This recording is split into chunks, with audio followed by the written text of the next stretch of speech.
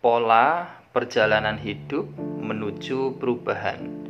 Lebih indah, lebih bahagia, lebih makmur, lebih sehat, lebih ajaib. Tonton sampai selesai. Bismillahirrahmanirrahim. Assalamualaikum warahmatullahi wabarakatuh. Alhamdulillahirabbil alamin. Asyhadu an la ilaha illallah wa asyhadu anna Muhammad Rasulullah. Allahumma sholli ala sayyidina Muhammad wa ala ali sayyidina Muhammad. Ya Fattah ya Alim, ya Salam ya Hanan ya Manan ya Arhamar Rahimin. Semangat pagi Bapak Ibu dan teman-teman yang lapang hatinya, lapang rezekinya, yang istiqomah dalam kebaikan dan perbaikan, yang hidupnya semakin kuat, sehat, kaya raya, makmur, sentosa, dermawan, banyak uang, banyak aset, ya, berkelimpahan, sejahtera dan mulia, yang segala harapannya, hajatnya, cita-citanya, bahkan impiannya hadir dalam hidup panjenengan semua dengan cara yang mudah, menyenangkan, membahagiakan, ajaib, bahkan atas kuasa izin ridho Allah subhanahu wa ta'ala. Amin ya karim. Alhamdulillah kita ada di 10 hari terakhir bulan suci Ramadan. Ya, video ini sebenarnya memang saya tunjukkan untuk Bapak Ibu dan teman-teman yang terus menyimak ya, sharing di channel catatan energi Jotri, terlebih khusus yang mengikuti bimbingan MKSO atau mekanisme kuantum sukses otomatis ya, perihal bab tentang lunas amanah hutang piutang riba. Juga kemarin kita ada kegiatan pesantren online 21 hari yang menjadi magnet uang, magnet rezeki. Bapak Ibu, saya tidak bermaksud menggurui, mengajar atau keminter, tidak, hanya sekedar berbagi saja, sharing saja. Jika ada yang baik silakan diambil, jika tidak ada yuk abaikan saja.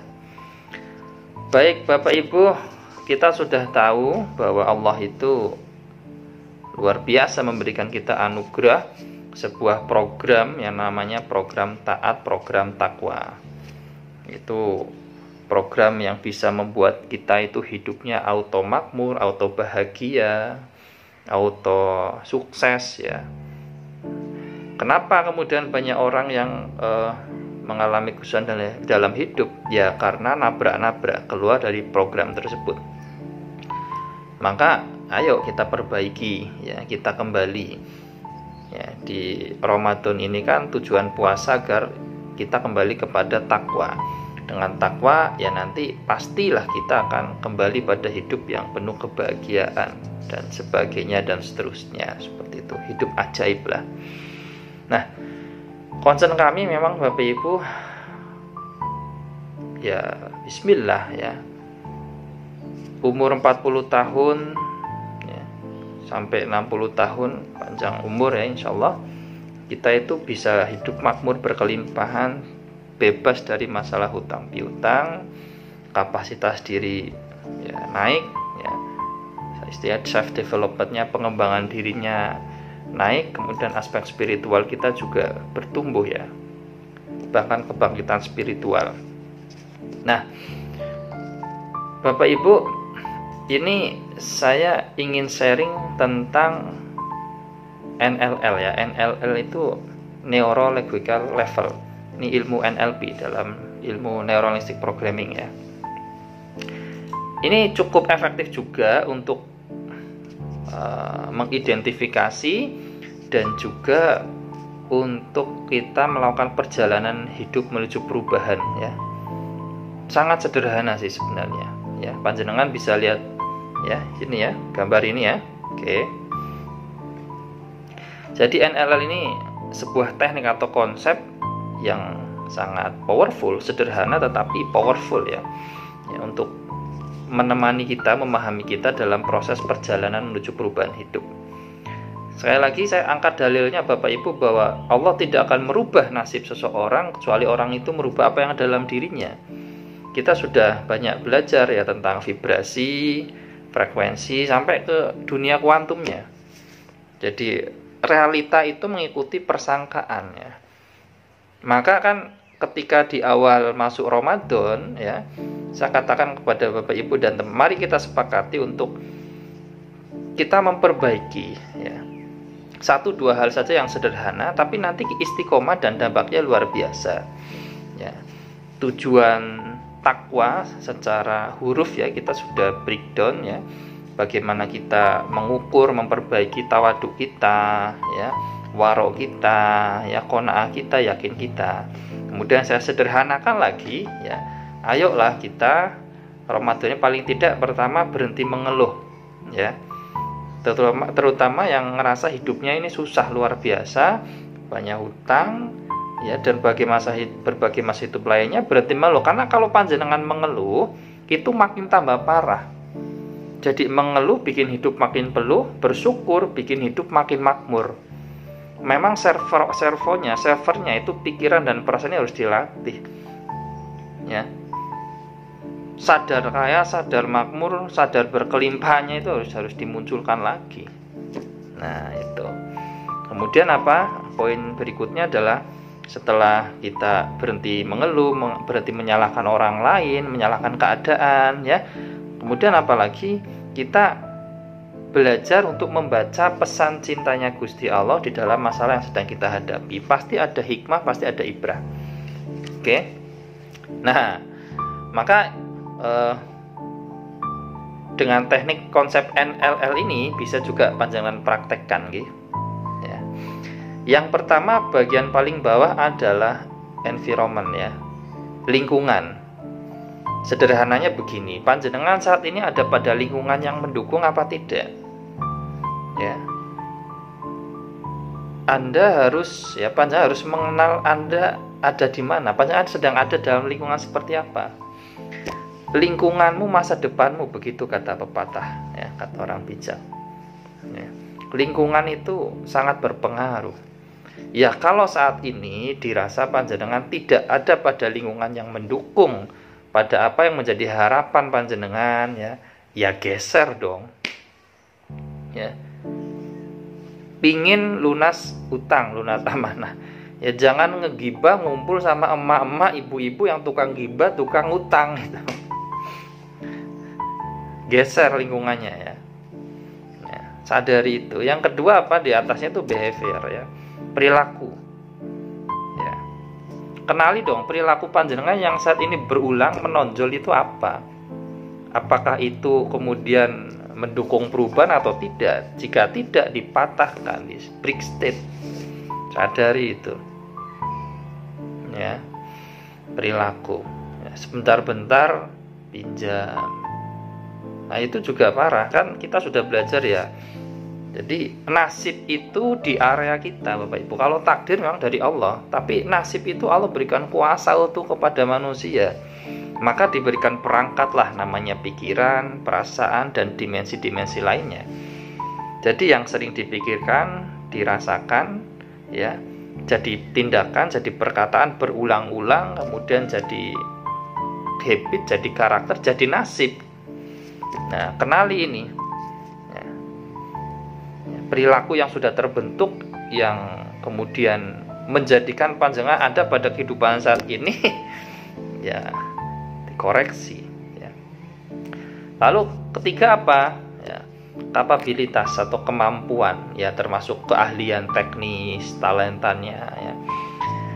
Ini kan kita pancing dengan 3 pertanyaan ajaib ya. Panjenengan bisa apa, punya apa, dan apa yang bisa panjenengan lakukan saat ini juga dengan apa yang panjenengan punya dan bisa tersebut. Ini sulit untuk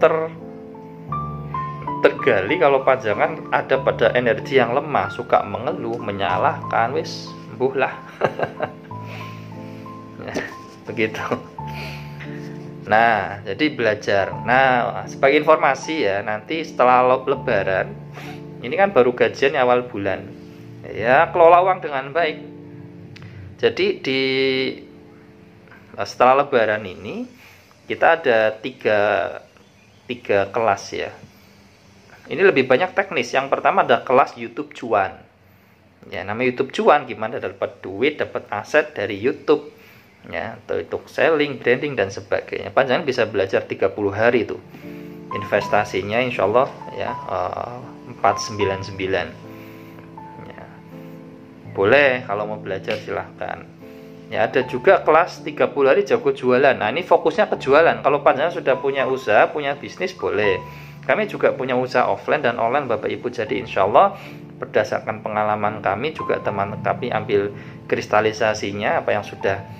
Jadi walk the talk lah. Yang kami sampaikan itu memang yang sudah kami lakukan begitu.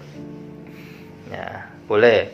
Nah, yang ketiga adalah partner ya, bisnis mentoring, coaching and partner. Ini 6 bulan.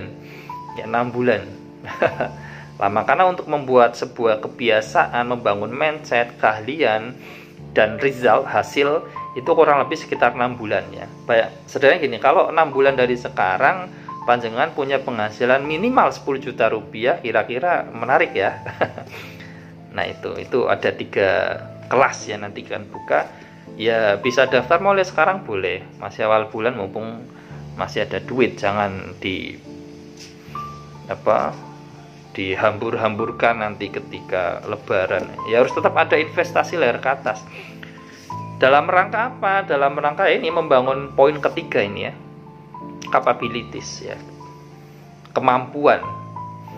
Kemudian yang keempat adalah di atasnya lagi ya. Tadi kan di bawah ada environment lingkungan, kemudian ada perilaku, kemudian kemampuan, kemudian di atasnya lagi ada belief atau keyakinan. Ya.